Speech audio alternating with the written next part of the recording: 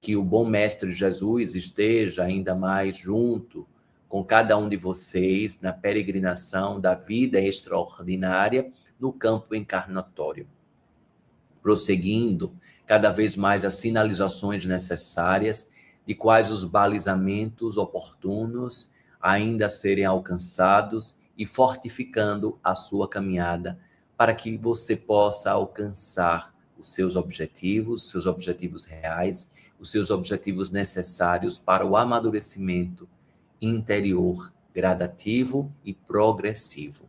Falo desta forma, caríssimos, de forma gradativa e progressiva, porque não há de se encantar dentro de um romantismo de que as transformações de cunho de autoconhecimento espiritual seja de um dia para o outro.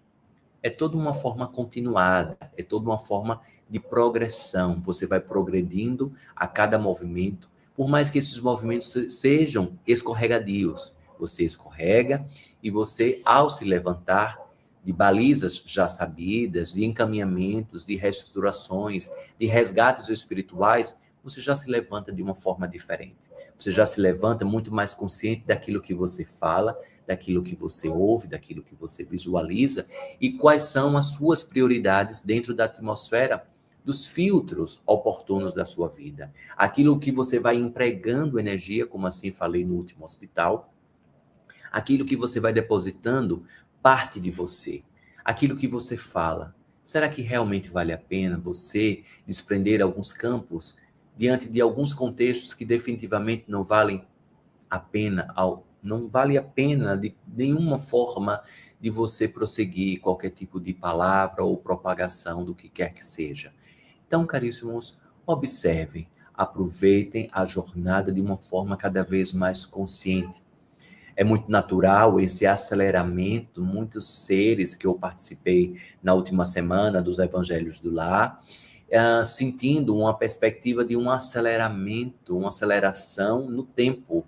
Pai Damião, por favor, explique que estamos ainda no mês de janeiro e parece que vivenciamos já o ano de 2026 inteiro. Caríssimos, estamos vivenciando a atmosfera da aceleração da nova era. Não há mais tempo a perder. O quanto é importante estarmos cada vez mais atentos aos posicionamentos depositados, às tarefas de cada um.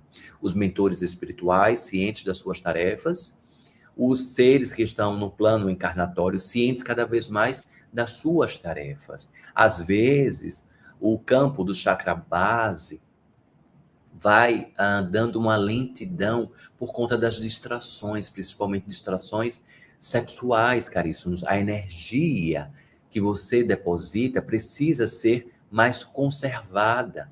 Não desprenda campos do seu chakra básico de forma despercebida. Observem aquilo que você está depositando efetivamente e com quem, prudentemente, vale a pena você compartilhar dessa força, dessa potência. Caso contrário, preserve-se.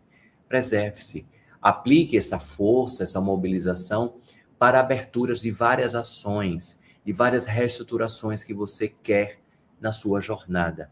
A força da ação que vem desse chakra incrível, que é o chakra base, conectado com o chakra umbilical, com o plexo solar, com o cardíaco, com o laríngeo, com o frontal, com o coronário e com o 8º chakra de cristal, que cada um de vocês carrega, o Eu Sou, que é a conexão com os planos do Eu Sou superior que cada um possui.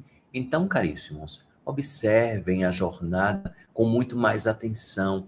Observem que o plano espiritual não exige de você, encarnado, encarnada, esforços, como às vezes eu escuto algumas pessoas afirmarem que em um momento posterior, porque não tem tempo de assumir alguns compromissos espirituais, caríssimos, os compromissos espirituais são assumidos com você mesmo, com você mesma. Os compromissos espirituais têm a ver com a sua alma. Como é que você sabe que posteriormente, daqui a 1 ano, daqui a 2 anos, quando você se aposentar, quando seus filhos crescerem, quando a vida ficar um pouco mais calma no ponto de vista do que seja uma vida calma, como você sabe que você terá um pouco mais de tempo para você mesmo enquanto alma? Pois ao se falar em se dedicar à espiritualidade, está se colocando em se dedicar a si, a sua primária residência, que é a sua alma, que é o seu espírito. Então, por que ainda esse tipo de fala de postergação, de prolongamento daquilo que você não sabe definitivamente o quanto vai ser o amanhã? Seja o seu melhor agora, seja a sua reestruturação, sua reforma íntima nesse exato momento. Entenda que a espiritualidade não exige sacrifícios. A espiritualidade solicita a sua atenção, a sua presença para tudo aquilo que você venha a fazer.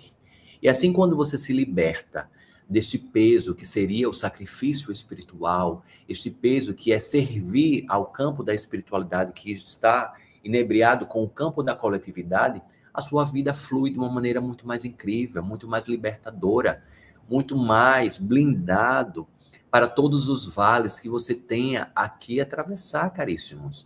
Coragem, bom ânimo. Escutem cada vez mais essa fala, bom ânimo. Não se deixem abater por pequenez que a vida encarnatória pode trazer para você. Traga a sua fonte de força iluminativa, e esta fonte ela só vai estar muito mais ativada se você estiver em seu lugar, se você estiver presente em você. Porque se você não estiver em seu lugar, é como se você estivesse aguardando em uma estação um trem, o trem passa, mas você estava distraído, conversando sobre outras temáticas com alguém que chegou ao seu lado e não percebeu que o trem chegou e o trem saiu. As oportunidades da vida, elas precisam ser cientificadas, elas precisam ser presenciadas, e assim só aqueles que estão atentos e atentas, não mais se limitando às reclamações daquilo que se colocou também. Porque muitos dos contextos que estão inebriados em sofrimentos da espécie humana encarnada têm a ver também com sua participação.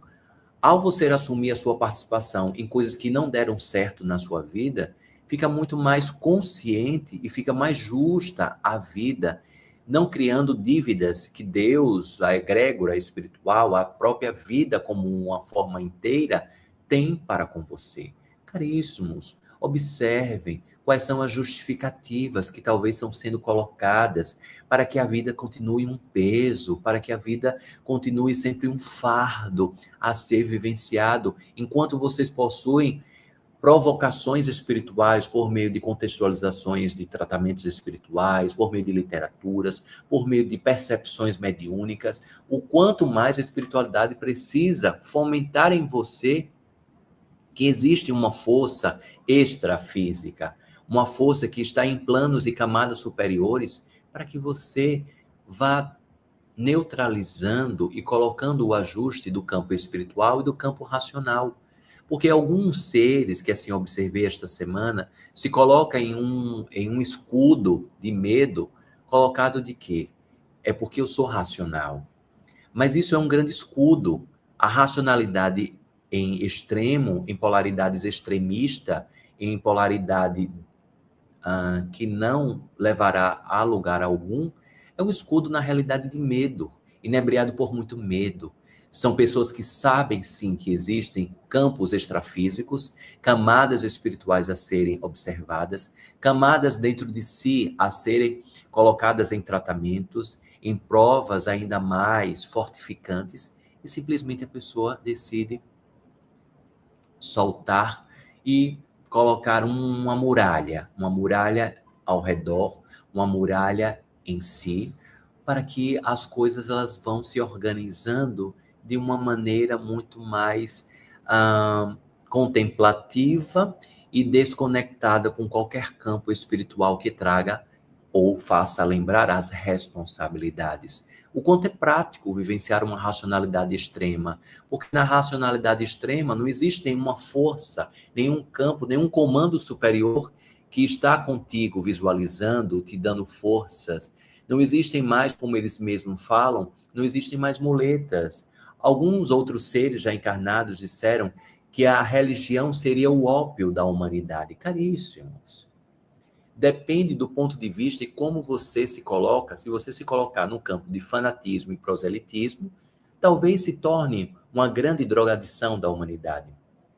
Mas o quanto Os campos conectivos religiosos podem fomentar os freios necessários e, consequentemente, o convite à consciência para que jamais pela coação, mas sim pela transformação, que os seres eles têm uma caminhada muito mais prazerosa, muito mais satisfatória, não excluindo os problemas, não excluindo os desafios, não excluindo os pedregulhos que surgem na caminhada, e quanto mais consciente, ciente de si, quanto mais presente, mais você vai se associando a egrégoras espirituais afins que vão potencializando essa jornada, te auxiliando por meio da sua fé.